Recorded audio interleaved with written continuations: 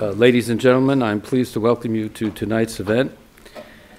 Let me first begin by showing you an image that I think our speaker this evening will appreciate. If it comes on. There you go. Greatly appreciated. That's the end of my introduction, Admiral. As you can see on the screen, the vital role that the United States Navy has in our nation's security requires little explanation.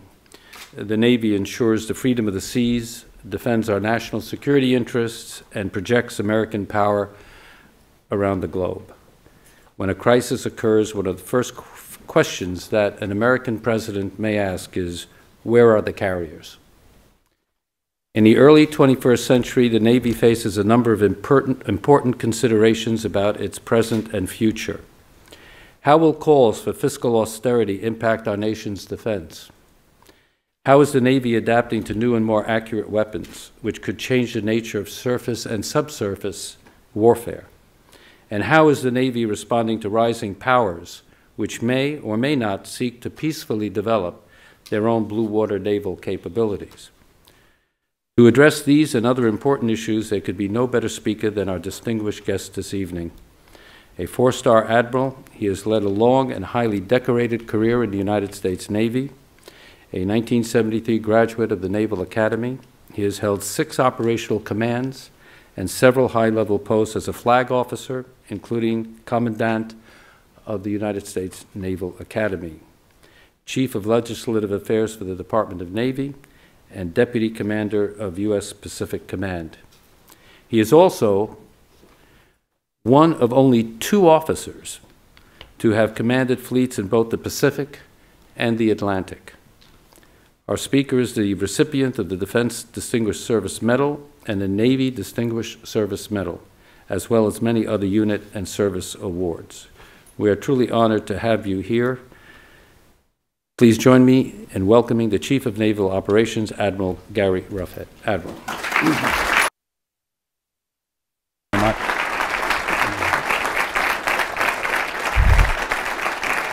Thank you.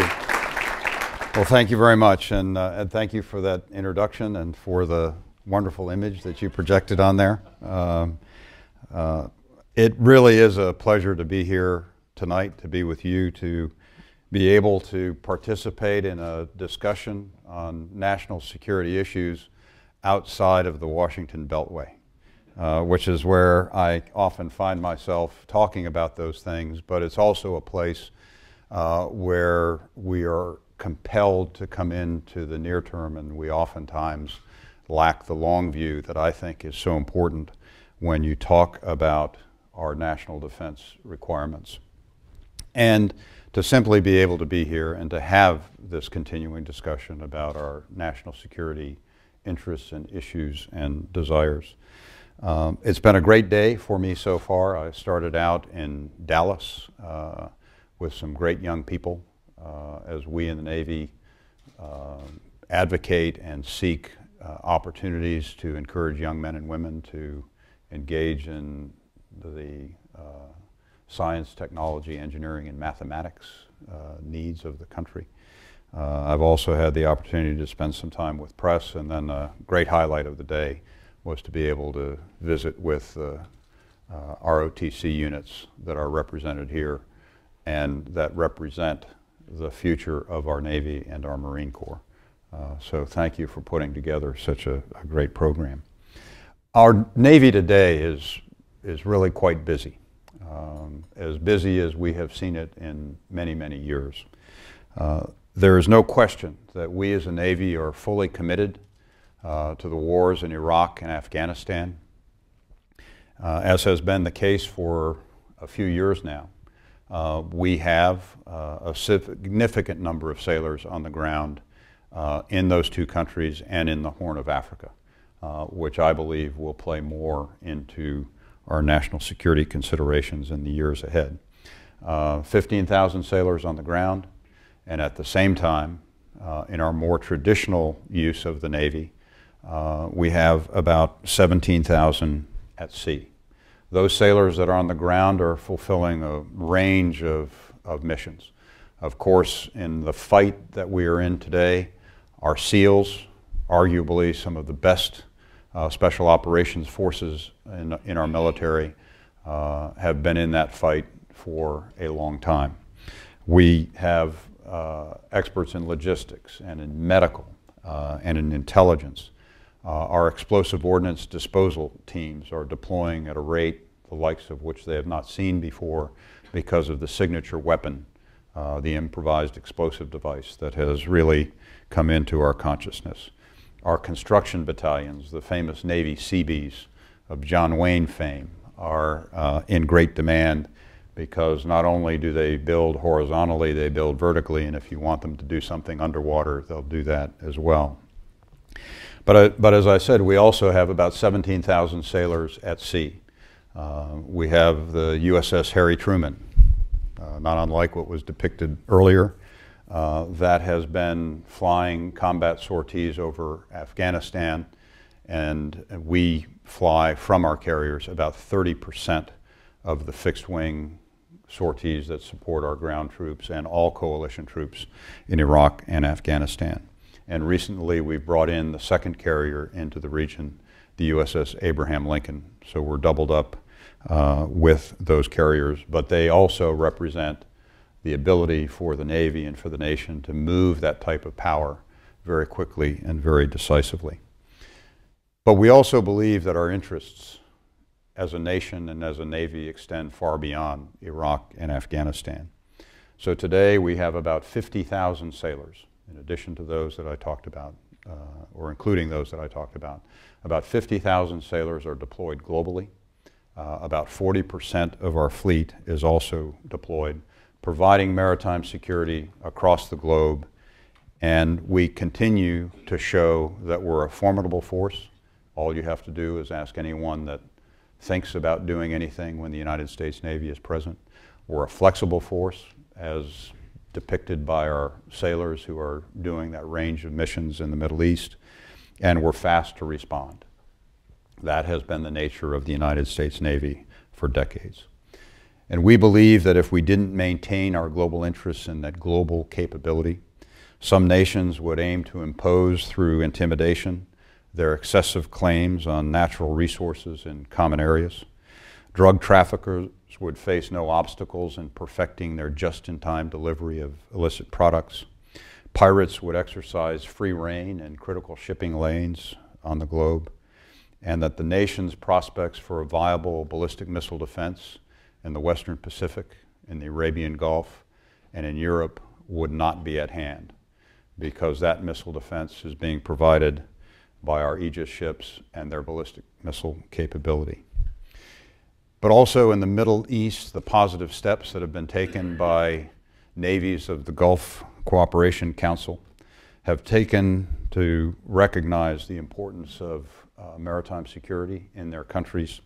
And I believe that if the U.S. Navy was not present in that region, as we have been for over 60 years, that those initiatives would rapidly lose traction, because we are the enabling force for that type of a coalition to take root. And that's a development that I think, particularly in that area, we can ill afford as we see the Iranian Revolutionary Guard Navy begin to operate more completely throughout the Arabian Gulf and the approaches to the Straits of Hormuz. But perhaps I think of greatest strategic importance over time is that we would forfeit the opportunity to shape a favorable security environment in the Western Pacific and the Indian Ocean. And having been stationed in the Pacific and having served and led in the Pacific for several years, I've been able to see that up close and personal. And I believe that a productive relationship with the PLA Navy is in the best interest of our Navy and our country. But I also believe that it's important that we maintain a strong naval presence in that important region to reassure our friends and partners there. In the Western Pacific, as elsewhere, credible sea power can persist offshore within reach and form the foundation upon which other forms of national power can fall in toward a common goal. And I would submit that I'm probably not alone in this room in believing that the United States also faces an emerging global order, shaped largely by the events of September 11th and its aftermath, and I believe whose political impacts will only become clear after the drawdown in the Middle East. We can also see, too, that I believe the future is one where we'll see two developments take place. One is that sovereignty concerns on the part of other nations will limit or it will preclude outright our involvement of extensive land-based forces in the future, making offshore options for deterrence at sea and power projection from the sea all the more important. And that this will be accompanied by an increase and a reliance on the naval dimension of American sea power. An important part of the President's national security strategy is to promote a just and sustainable international order as an indispensable factor in greater peace and prosperity. And I believe, for reasons of global economics and demographics and resource constraints and climate change, that this emerging global order will be shaped in a large part and influenced in a large part by a strong American Navy working closely with maritime partners. And let me explain why I consider this to be the case and why we based our maritime strategy that we issued 3 years ago on this worldview. The productive economic force of globalization depends on the uninhibited international flow of resources, goods, and ideas. These activities take place primarily at sea. Commercial ships carry about 90% of the commerce that moves on the globe. $40 billion worth of oil passes through the world's geographic choke points on a daily basis. Ideas cross the globe in seconds, not to mention the nearly $3.2 trillion in commerce that moves on underwater cables, that even though it's a new form of technology, they really also conform to the choke points of that great naval strategist Mahan that he espoused many years ago of the strategic lines of communication.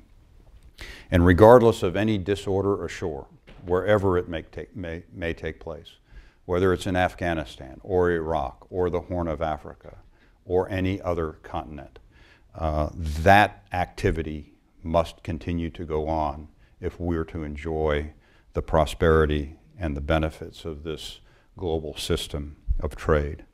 And naval power is going to continue to influence international actors because we have the ability to provide that targeted, rapid response to developments in that maritime domain, which can span from the deep ocean to key areas ashore that can be influenced from the sea. Most of the world's 26 megacities lie in this, what I call the littoral band, that band between the ocean and the land. 26 of the world's megacities exist there, and populations are compressing down into that area. Urban populations in 2050 will be the same as the global population in 2004. And so this large population is going to continue to compress down. Resources are going to become much more dear, and they're going to be found in the deep, and they're also going to be exploited in this littoral area. We've seen the deep exploration in our own country, and I would submit that those of you who live on this Gulf Coast have seen it up close and personal, and I see my Coast Guard colleague nodding sagely at what I'm talking about here, because our Coast Guard performed absolutely magnificently in response to that disaster, and I can't thank them or admire them enough for what they were able to do. But 65% of the world's oil and about 35% of the world's gas is in that littoral band. And I think that will become a much more competitive area. The other developments that are taking place that I think are significant is the expansion of the Panama Canal that will open up a new volume of trade in the next 5 or 6 years. It'll have an inevitable impact on the volume of activity in and around the western approaches as it comes into the country and through the Gulf of Mexico itself. The expanded locks will double the canal's capacity and support passage for 90% of the world's commercial vessels, including 86% of the liquid natural gas ships, which right now that can only account for about 6%. So a huge increase in flow through that. And the order and the stability of the maritime commons can be disrupted by man, and it can surely be disrupted by climate change. The long-term trends in climate change are becoming more apparent, and some nations are planning accordingly. And the impact of climate change on the migration of fishing stocks will likely send commercial fishing toward the poles and deeper water, raising the cost of a dietary staple for much of the world's population and much of the societies as that fishing stock migrates. And the opening of the fifth ocean, the Arctic, for longer periods of time will provide new access to resources, migration of fishing stocks, and eventually new trade routes that will start going over the top of the earth. And that cannot be overstated. That opening of the fifth ocean is the first change of that magnitude since the end of the Ice Age. And I believe it will figure prominently into our future. Media speculation on the legal maneuvering of various Arctic nations is rampant here and abroad, and I don't find it coincidental that China, a nation that previously had no claim in the Arctic region, recently called for universal access rights to those increasingly navigable Arctic waters. And I think this change alone, apart from all of the other reasons, argue for us as a nation to become party to the law of the Sea Treaty, because we need a seat at the table as those claims are being discussed and debated and settled. But there's also a lot of ocean out there. There's a lot more ocean than there is land, and the ocean is growing. Witness the Arctic. And the reality of our surroundings that may not be evident to many Americans today, given the duration and of the immediacy of our ground campaigns in Iraq and Afghanistan, indicates that the ocean is the seascape upon which we will paint our future. As we take stock of the requirements for sea power in the future, the Navy is balancing our investments in aircraft and ship procurement with systems that are essential to defeating the most challenging threats that we will face. Among them are investments in anti-submarine warfare, information dominance, electronic warfare, ballistic missile defense, and of course the renewal of the most survivable leg of the nation's nuclear deterrent. From a strategic perspective, it makes sense that we invest in a fleet that is commensurate with the nation's position of global leadership. For a maritime nation with global interests oceans away, there is no possibility of consistently influencing events ashore without seaborne access and capability on a global scale. And only sea power provides a sustainable means for a nation to be present in all the regions of the world, where the security of our interests and those of our friends and allies are at stake. Investing in the fleet also makes sense from a perspective of economic sustainability. When circumstances do require land forces, the Navy remains committed to providing the access, the logistics, and power projection for follow-on forces to bring their capabilities to bear. But while there are often large price tags associated with capital investments in ships and in submarines and in aircraft, it's hard to argue against the return on that investment over time. Take, for example, the service of USS Enterprise, our oldest aircraft carrier. Its first mission was in response to the Cuban Missile Crisis 48 years ago. I see some older heads nodding. I think the young midshipmen are digging back into their history books for that. But if you consider the fact that the USS Enterprise is preparing, as we speak, to deploy once again to support combat operations in Afghanistan, I think that's a pretty darn good return on investment, if I say so myself. Some might argue that a destroyer off the coast of a foreign country alone doesn't solve instability ashore, and I would argue that that one ship probably doesn't solve instability ashore. But in the case of Somali piracy in the Gulf of Aden, it's one example of that we can begin to influence events in a critical region of the world. There is great value also in bringing together that broad international coalition that we enjoy as we fight the pirates off of Somalia. And that is what navies do, and that's how navies respond. Others might contend that maritime forces possess neither the reach nor the sustainability required to influence the course of events ashore, and I flatly reject that. At the high end of warfare, power projection from the sea remains a core competency of the Navy. And if you think that kinetic impact is fleeting, I remind you that that same carrier that's providing the 30% of the fixed-wing aviation over Afghanistan, those carriers have been off the coast doing that since 9/11 because it was aircraft carriers that flew the first strikes into Afghanistan after 9/11. So the sustainability is there and the reach is there. At the other end of the range of operations, I think it's worth noting that the last of the naval forces that delivered humanitarian assistance ashore in Haiti after the earthquake there have just recently sailed from Haiti. So again, that sustainability, the duration, is all possible. And finally, the range of flexible capabilities that only the Navy can stage and deliver and sustain from offshore, boots on the ground in the form of a Marine Air-Ground Task Force, or scoped all the way down to our surgical special operations forces, gives our decision makers more options from which to choose.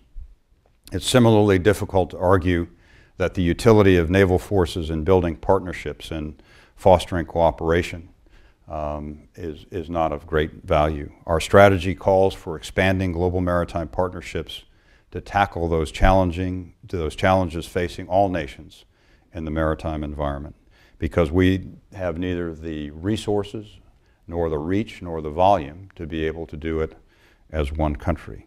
Our multi-mission forces demonstrate an ability to partner with other agencies in the U.S. government, international organizations, and foreign militaries while preserving both the option and the capability to deliver decisive force in the event instability becomes disorder, but with the cumulative weight of established local relationships and political legitimacy in our favor. Again, that's what you get with an offshore option.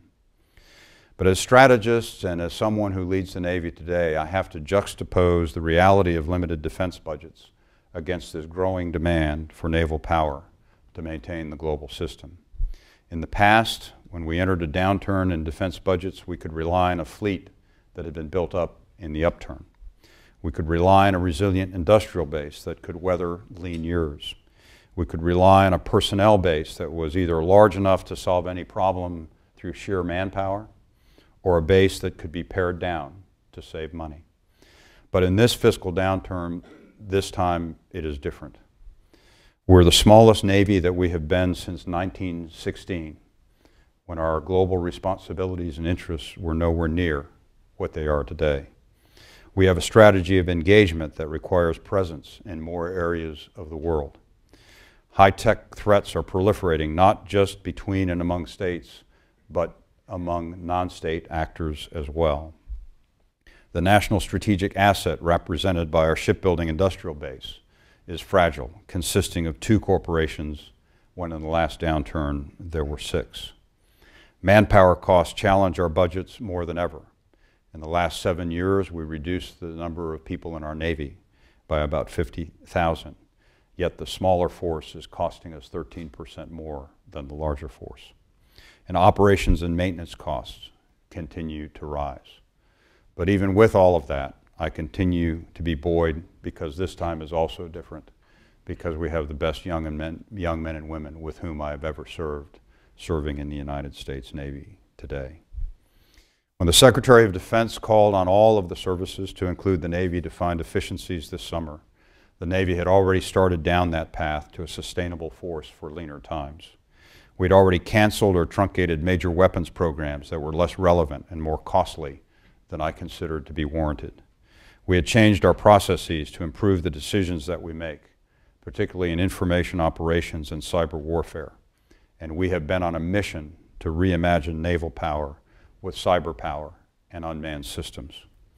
And with our budget submission for this coming fiscal year, we exceeded Defense Department efficiency targets by several $billions, putting almost $28 billion over the next 5 years back into addressing the balance that we need to preserve American interests in this emerging security environment. And in pursuing this path, we have undoubtedly entered into some politically challenging discussions. We have made, and we will likely keep making, that some in industry may not agree with. And crucially, our decisions will raise a more audible national conversation about whether our Navy is today what the American people want it to be tomorrow. This time is different for all of us. We can only dig into our efficiencies a finite number of times before we cut away a bit too much muscle. And so now is the time to tie our priorities to the mast and to lay under the light of day the costs and benefits of our various investments in national security. And I'm convinced that the Navy will fare well. But what is not different this time around is the need for that undeniable good that a global Navy delivers every day in every ocean to support our nation's vital interests and promote security and prosperity across the globe. Thank you very much, and I look forward to your questions.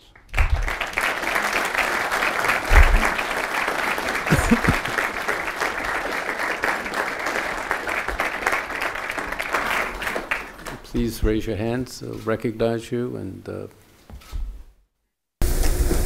Yes, sir.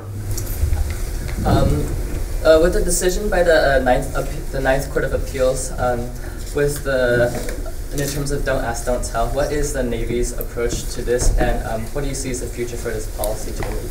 Okay, thank you. Great question, and a very timely question.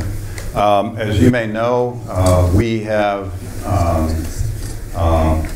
been watching the court, the legal process, but also the congressional action on the don't ask, don't tell policy.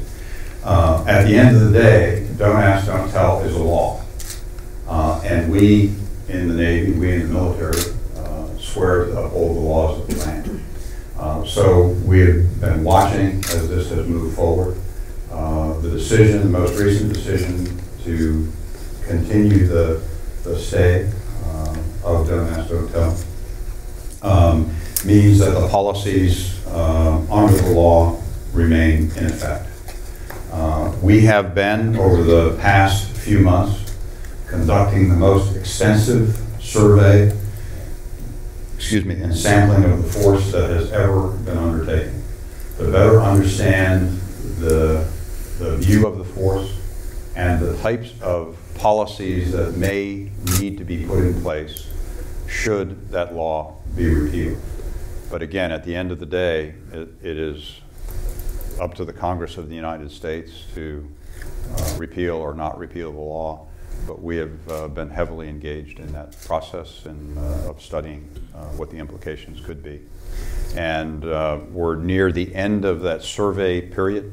I will soon be getting that information in detail. And from that, I will make my recommendations and provide the best military advice to the leadership of the department. Yes, sir. One of your colleagues mentioned that the Chinese have been working very hard to increase their naval capability, and your colleague showed some alarm at the rate at which they seem to be moving. How do you deal with it? Yeah, I've, because of a series of assignments that I've had in the Pacific, going back to the early 90s, I've had what I would consider to be somewhat a unique opportunity to see that Navy evolve over time, to visit it and to have it visit me, and also to be able to spend several occasions with my PLA counterpart. I look at what is happening with the PLA Navy to be not unlike what we have seen throughout history. That as a nation's economy rises, as they depend on commerce, resources in and goods out to feed that economy, the Navy tends to rise with it. You can go back to the Portuguese, to the Dutch, to the British, to the United States. That's just the way things happen. The PLA Navy has an advantage in that they are able to rapidly capitalize on some technology, which they are doing. We are seeing that Navy operate in more complex ways than they have in the past. Having watched it for a while, I'm not surprised at the trend that they are on and the types of capabilities that they are developing, because I think that they have gone to school to a certain degree on how we operate and the successes that we have been able to enjoy. The issue for me with the PLA Navy is not so much the capability, but what will they do with that Navy, particularly in the Western Pacific, the East China Sea, the South China Sea. I find it somewhat contradictory to be able to operate with them so cooperatively in the counter-piracy mission off the coast of Somalia, and yet not to have that same type of transparency, which I advocate, a good, cooperative, transparent, worthwhile relationship with the PLA Navy. But at the same time, I watch their developments very closely, very carefully, because it's not simply what they are doing and what they are developing. The proliferation that takes place today is not unlike it, or is unlike what has happened in the past. The proliferation among countries takes place, but also to the non-state actors. For example, in 2006, an Israeli warship was almost sunk by Hezbollah using a very sophisticated anti-ship missile. And so it's not only important to see the trends that are taking place with the PLA Navy and what are the things that I have to put into our Navy to make sure that we are not denied any options, but I also watch where that technology is moving. And it's not just the Chinese. There are several proliferators out there that we all know of. And so I watch that very carefully as well. Yes, ma'am. Given our increasing dependence on cyber tools for warfare, how effectively do you think we are anticipating and counteracting the hackers and the people who would compromise those systems? Yeah. That really was one of the main reasons why we moved in the Navy to reorganize ourselves, to create a global entity that is responsible for all U.S. Navy global operations, because cyber doesn't know any geographic boundary. So we had to restructure ourselves. We also took all of the sailors in the Navy that are involved in information, whether they sense it, they transport it, they use it, or they analyze it, and we pulled them into one corps so we could have a more complete developmental and assignment policy on that. I think that there are two dimensions to cyber that need to be considered. One is the technical, and I believe our organization that we put in place has allowed us to move quickly in that regard. But I think the most challenging area of cyber, and I'm kind of stepping away from the Navy and looking at the country writ large, are all of the policy implications of how you align policy, how you align law to move into this new dimension. The rules that apply and the authorities that I have to act in the .mil domain don't extend elsewhere. And so how do we as a nation deal with that? The other thing that I did in the Navy when we recreated or reshaped ourselves to go after cyber is within my legal community, we created a cadre of people who will become expert in cyber law. We also shifted some of the fellowships that we have. Many of you are aware that we often take some very bright, up-and-coming young officers and put them in some of the think tanks in Washington and California and in other places. This year, for the first time, I put them in cyber institutions so that we can begin to develop an expertise there. But I think the biggest issue that we are going to deal with, and that we have to get our heads around and that we have to move forward quickly on, is the policy implication. Who does what, when, and in what domains? Where do the authorities come from? Do the laws that I think are essential in governing our protections as citizens and our personal interests, how are they accounted for? And I think that we have to get moving very quickly on that, and that goes beyond the Navy in that regard. Yes, ma'am. How much of the security in the Persian Gulf and the Straits of Hormuz are the responsibility of the American military, and to what extent have our cooperating organizations been pulling back because of their own financial woes? Yeah.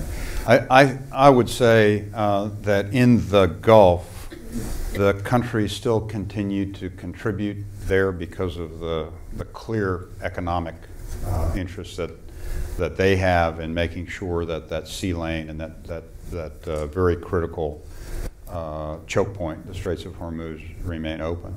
I think one of the very positive things that has happened recently is the Gulf countries, the GCC countries, and particularly the navies of those countries have begun to cooperate, have begun to share information, have indeed begun to lead some of the coalition task forces where they had never done that before.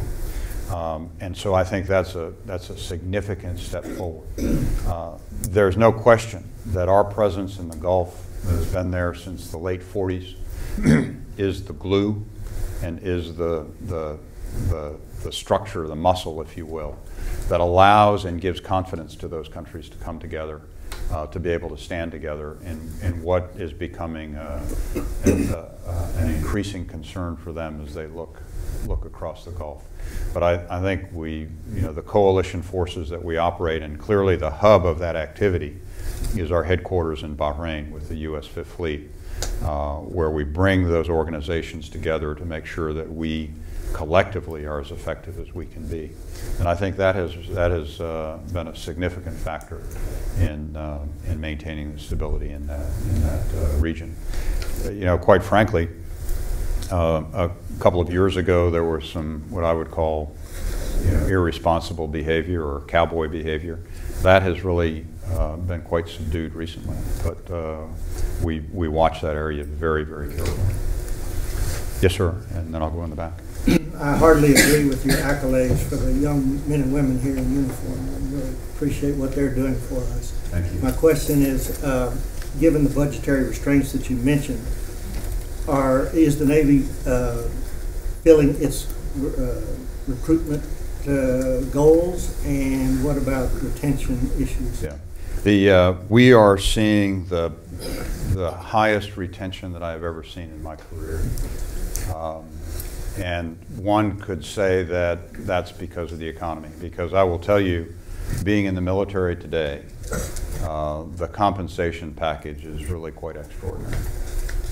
And I thank all who support where we have been able to take the military today. But I would also say that it's more than just that. We have put a great deal of effort into how we attract, recruit, and then retain young men and women. And I think it's also important to recognize that every generation that comes along is a bit different. And how do you allow them to be fulfilled personally and professionally, and what do you put in place to do that?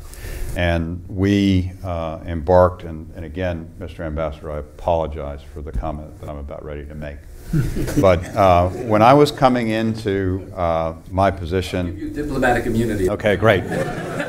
You may wanted to withhold that. But anyway, as I was getting prepared to come in and become the CNO, I was obviously trying to absorb as much as I can, and I also happened to read some periodicals. I was reading a business periodical, and on it, it had the 50 the top 50 employers.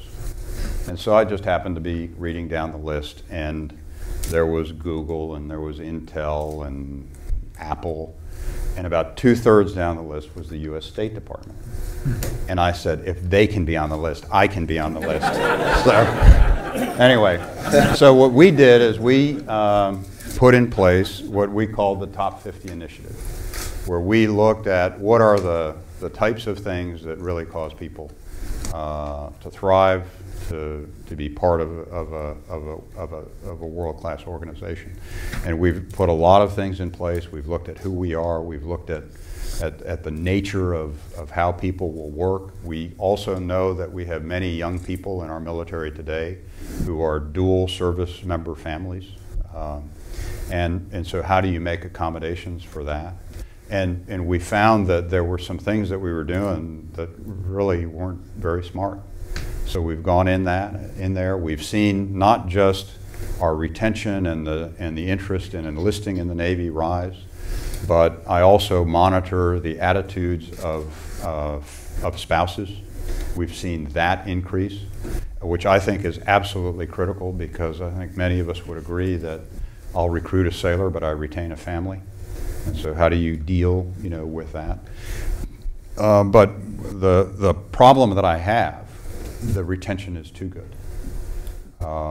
And what has happened, particularly in about the last 8 or 9 months, is we are having to tell very, very good sailors that they can't stay.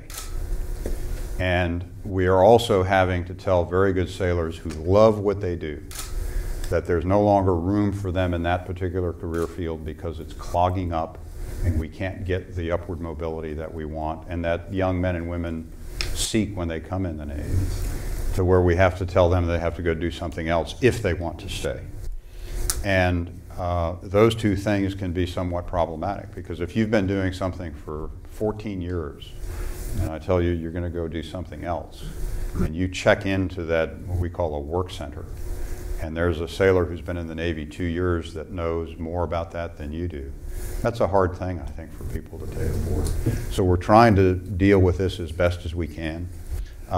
We have a program in place to make those hard decisions until the 14-year point.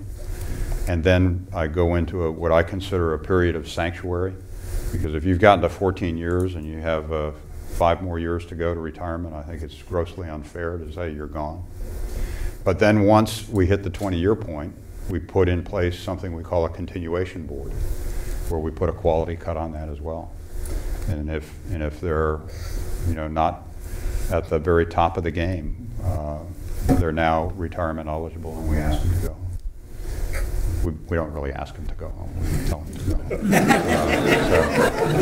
go. But the quality is superb. We're seeing around right around 98% high school graduates coming into the Navy. Someone would say, well, why don't you take it up to 100%? I still believe that the Navy is a place where a young man or woman who maybe just drifted a little bit or didn't, stay interested enough, it's still a good place to come and get direction in life, so we make it available for them to be able to do that. We also, and that's on the enlisted side, but I also have had to throttle back on the number of Reserve Officer Training Corps scholarships that we offered.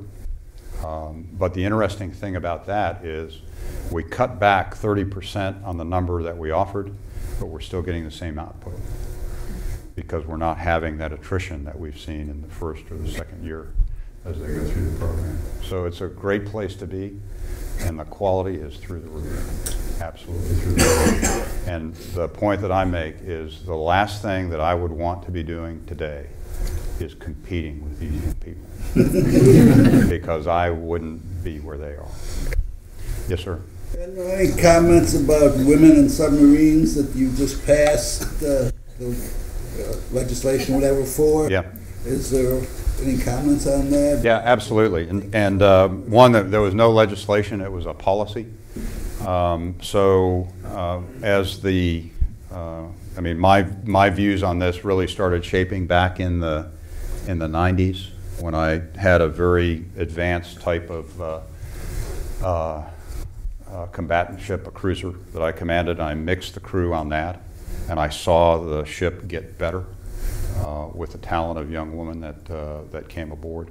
And then when I was at the Naval Academy as the commandant, some of you may know that when the classes graduate, they sit in class order, class rank in front of you.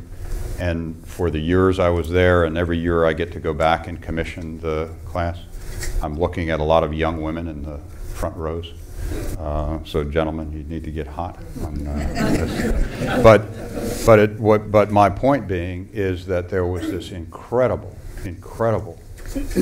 talent pool that arguably our submarine force is the most demanding, very complex, requires incredible competence, and we were foregoing that. And so we moved this past year to bring women officers in, and the reason that it's going in such a measured way is simply the physical constraints on the submarine. The submarines that the first women will go aboard will be our ballistic missile submarines and some ballistic missile submarines that we've converted to strike submarines. They carry a lot of missiles and they carry SEALs. And the reason we're doing that is we don't have to do any modifications. And so we're working our way through the other ship classes to see what we might be able to do to account for that. But the first young women are going through nuclear power training now. That's not unusual because a lot of our young women go through nuclear power training to go onto our aircraft carriers. The first young women that are going through that training will then go on to submarine school. That will be new. And they'll walk aboard their first submarines in the fall of 11. Is that a popular thing amongst women that want to do this? We have turned women away. And the quality cut of the women that have come into the program, to quote, there's a 4-star officer that leads our nuclear power program in the Navy. He interviews every officer that comes into the program. And when he finished the interviews, I said, Kirk, what was it like? He said, I've never seen equality like that. Thank you. Yes, sir, in the back. I apologize for... What are your recommendations to professional educators to prepare young people for the challenges that you mentioned, in fact, innovative ways that we can prepare these young people? Thank you. I would say the most important thing, particularly for service in the Navy, is to instill, encourage, and provide very solid programs in the STEM, science, technology, engineering, and math. That's not to say that I believe everyone that comes in the Navy has to be an engineer, wants to be an engineer, or should be an engineer. But the world in which we live and the systems with which we operate, you have to have an awareness and a facility and a level of comfort with technology that's key. And so starting that at the earliest stage possible, I think is absolutely key. And one of the reasons I was in Dallas was to visit a new school that really is an incredible model of education for young people that really pulls them into that and really develops an interest in that. And I would also say that it's important to keep that thread alive through the education system. When I was the commandant at the Naval Academy and sat the academic boards when a young man or woman was in academic difficulty, almost in all cases you could trace their difficulty back to the foundational work that took place. And our belief in the Navy is that you can't address it in high school. You have to go even younger than that. We have some programs that we use and our commands around the country use to try and interest young people. One is called Starbase Atlantis, where it's really at the kind of the 5th grade level, where we bring kids onto bases and expose them to the science that kind of underpins aviation and space flight. There's another program that really began.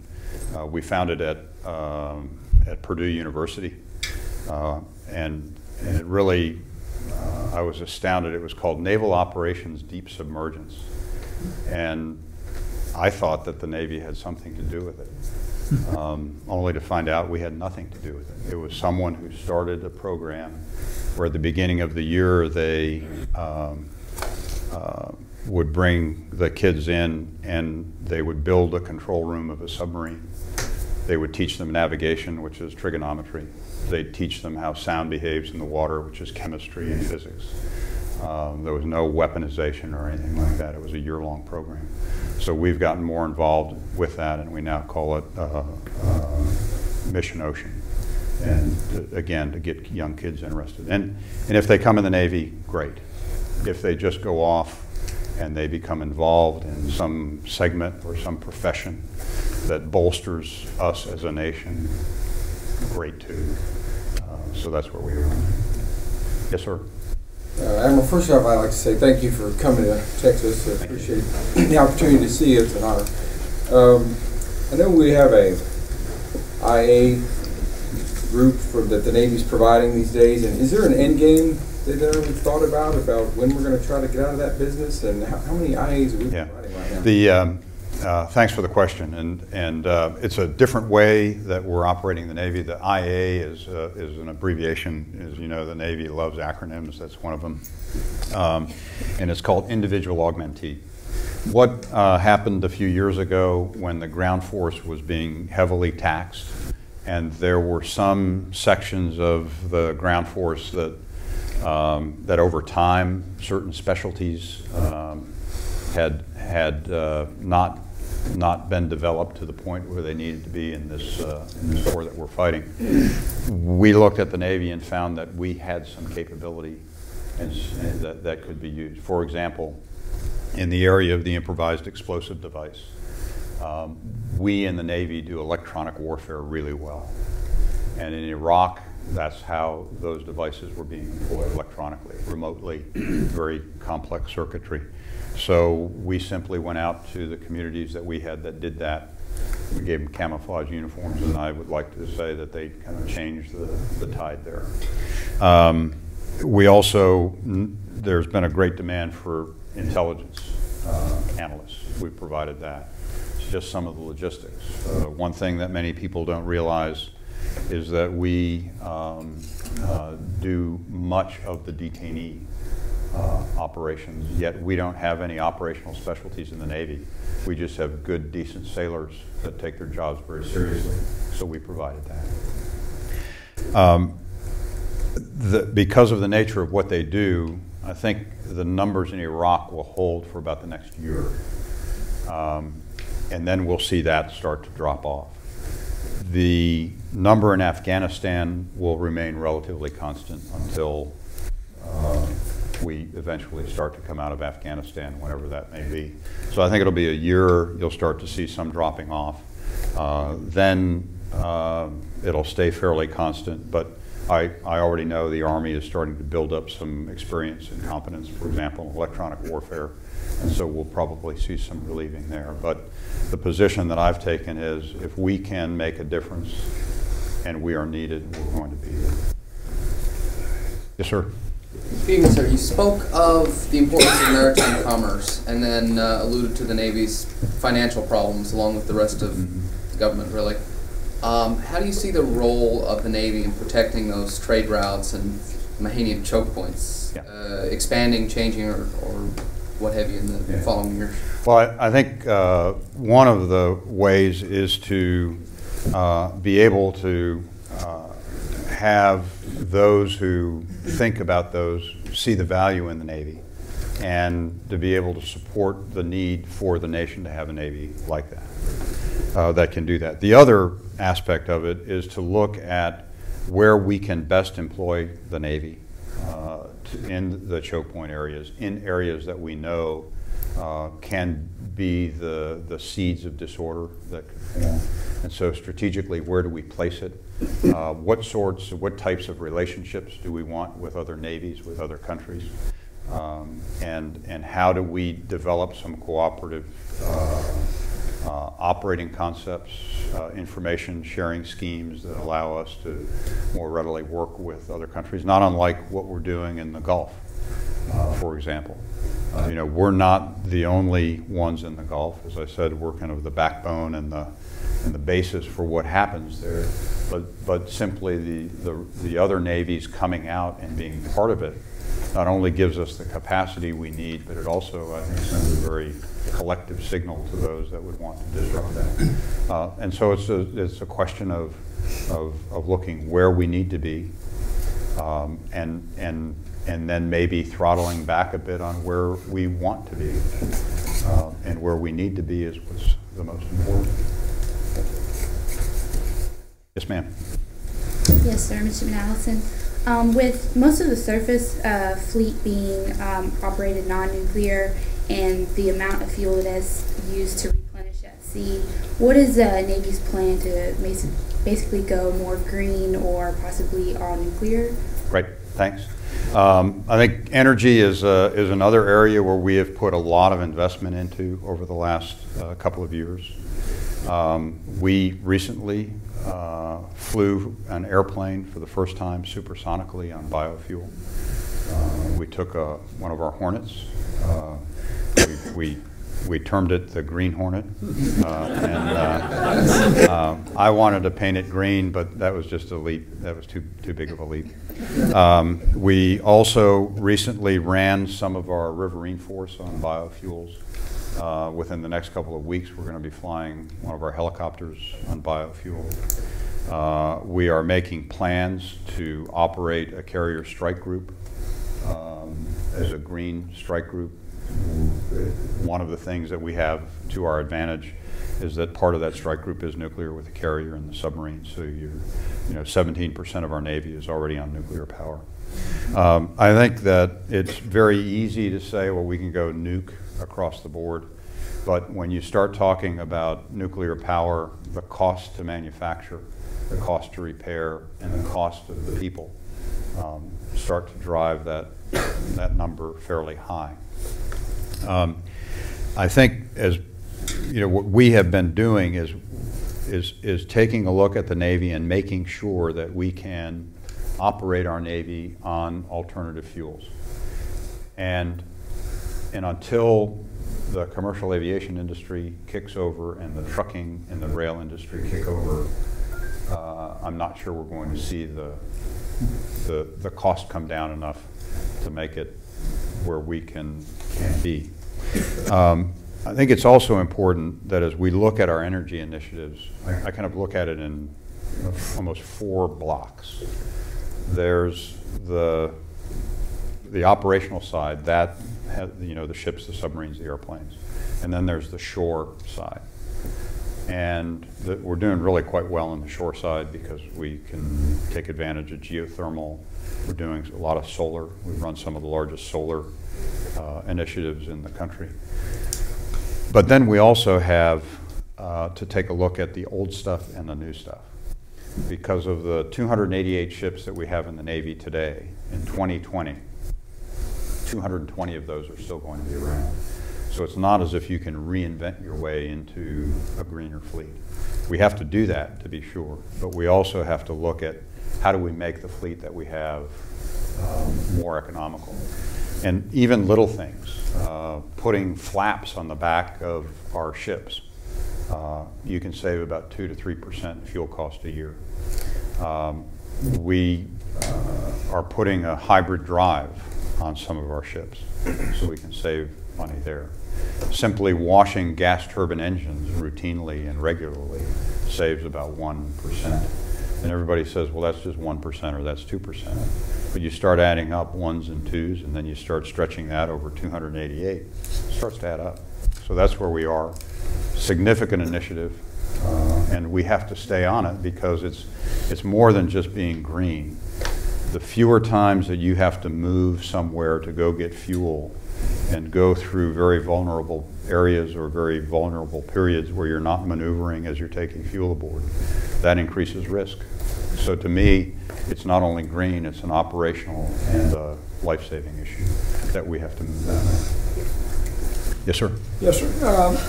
Recently, the budget reports in the paper said that y'all are cutting back on the littoral ship program.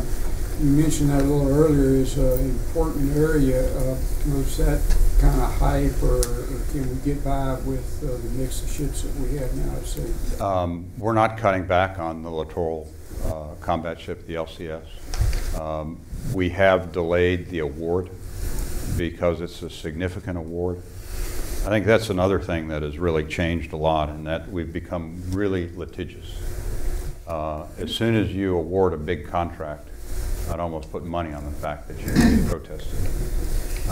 And so we have been extraordinarily exacting in making sure that we've got this contract exactly where we want it. But we have not backed off on the 55 ship class of LCS.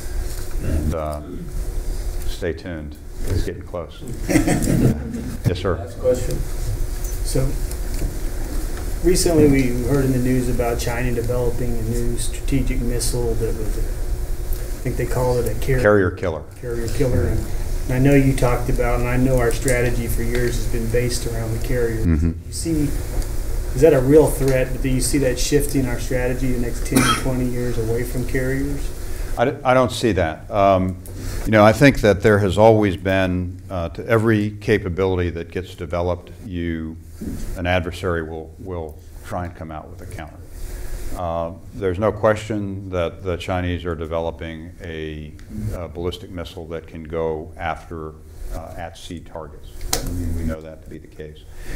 What I find interesting is the focus and the great concern that has developed over a very limited number of missiles that have to find the carrier, have to overcome any defenses, both soft and hard, to the carrier. And also a carrier that can maneuver rather quickly, that carries with it a normal defensive shield.